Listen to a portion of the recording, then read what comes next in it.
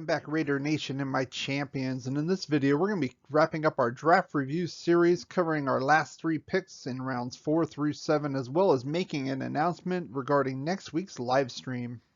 Now this will be the 3rd video in our draft review series. If you haven't caught the first 2, I'll put a link in the description below, but now let's get to it.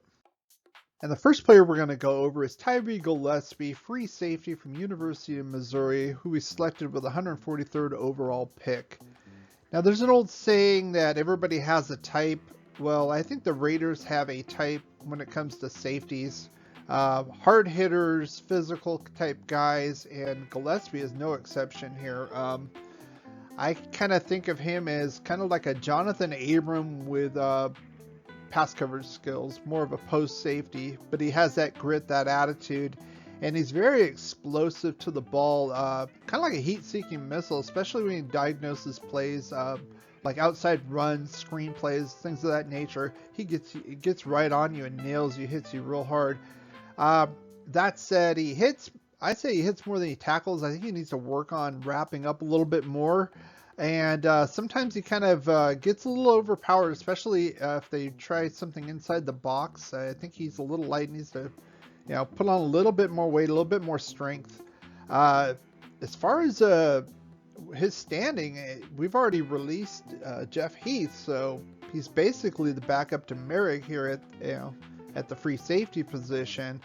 As far as Mike Mayock said, he considered him a player that slipped down, and I would have to tend to agree with him, and we'll talk about that in the grading. But we moved up 19 spots. We gave up a 162 and 200 to get to 143 here to select him.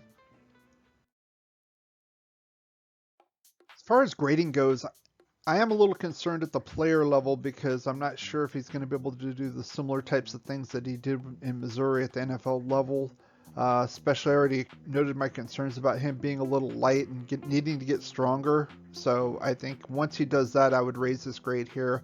The need, I put A for Merrick, but I mean, he's basically a backup free safety. But his ceiling's much higher than Jeff Heath, obviously. So I put that as a B. Value grade. A lot of draft boards before the draft had this guy going in the early to mid 3rd round. He went at 143, so that's basically a compensation pick range. So technically still in the 4th round, but past the first 32. So almost like a top of a 5th round pick, and and we moved up 19 spots to go get him. So overall, I think it's a B. I think he has potential, but I think he needs to get a little bit stronger at this level.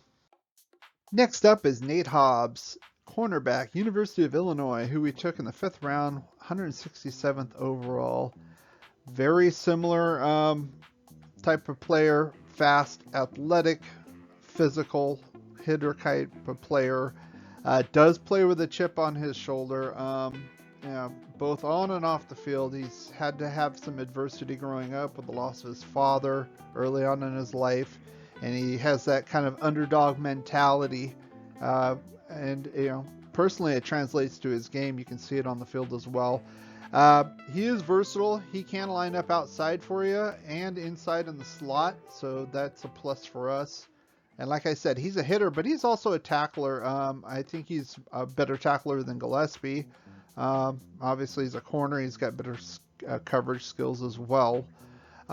Very pesky. When you look at the film and when he does actually cover somebody, he's making contact, but I don't think enough that will garner flags in the NFL. Just enough to be pesky, swat the ball away from you, slight little bumps. I think that's probably the best part of his game. Mike Mayock talked about this guy specifically fighting for that slot corner spot. So I've talked about that in mock drafts before, that we needed to get a player to push Amik Robertson at the slot position, and I think this is the guy to do it. As far as draft grading, give him a C as a player. I think he's kind of an average player from what I've seen on the film. Again, I like the heart and the chip on his shoulder, so for that I'll be rooting for him. But I think as a player, he's kind of average, and that's probably why he was in the 5th round. As far as need goes, definitely Amik Robertson needs a push here. We need some good competition at that slot corner position. I think Nate can actually do that for us. Value, if you look at the draft boards beforehand, Nate Hobbs was ranked very low. I kind of take that with a grain of salt, but I would say he's probably below average. Maybe we could have got him in the 7th round if we wanted to, but overall, I give it a C+, slightly above average. We'll see how he works out in camp. Last player we're going to talk about is Jimmy Morrissey, center from the University of Pittsburgh. Now, he was selected in the 7th round, 230th overall. The big thing with him is consistency. Kind of another good feel-good story here. He came on as a walk-on, not really recruited, and he came into Pitt and a local boy, and he ended up being a 4-year starter after redshirting. From the tape, film I've seen, not a whole lot on him, to be honest, but from what I have seen, pretty decent as far as hands and getting that initial punch at the college level. I'm not sure if that's going to translate to the NFL. Another thing he also does fairly well is pull, even as a center, and get to the next level. He did win the Burlsworth Trophy, and that is for the top college athlete walk-on.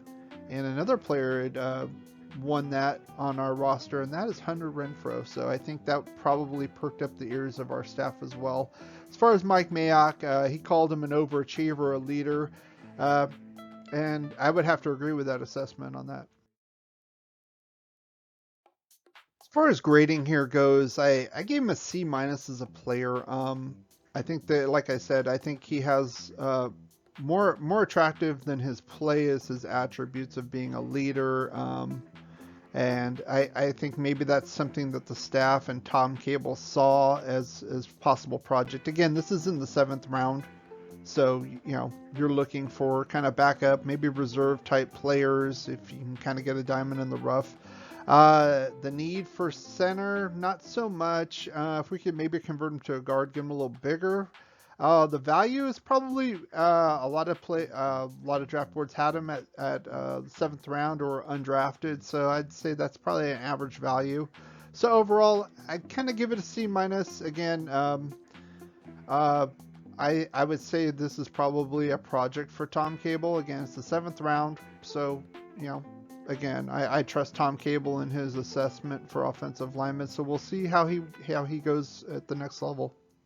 Now, as far as our live stream announcement, the NFL has already released its list of opponents, but next Wednesday it's going to be releasing its week-to-week schedule. So we're going to have a live stream event on this. We're going to go over each individual game week to week and see how we feel the season is going to unfold for us. So I know we've had a lot of fun with these previous live streams with mock drafts, and this one's going to be no exception. So come on out and join us and have some fun. So what do you think about these day 3 selections we made? Put your comments below. I'll make a pinned comment as far as grading A through F. If you did enjoy this video, give it a thumbs up, like, share, and subscribe. Thanks for watching and supporting this channel, and as always, go Raiders.